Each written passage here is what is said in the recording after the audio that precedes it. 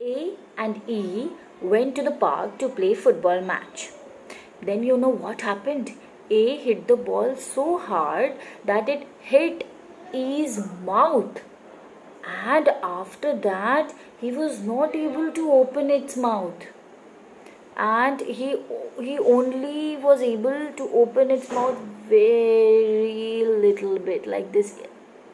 So you know what this sound A was giving was A, because he was able to open his mouth broad. Yes, A. But A, as it hit his mouth, so he was not able to open his mouth broad. So the sound which he was able to take out was eh, eh, eh. He was not able to open his mouth, na? That's why.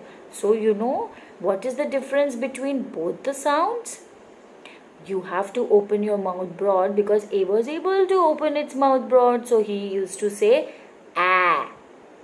Okay, and E was not able to open his mouth because he got hurt here on the mouth, so he said eh, eh, eh.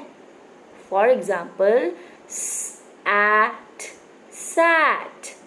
Okay, at, sat. Let me show you. At, sat. See, my mouth is opening broad because उसको चोट नहीं आई थी ना? Yes.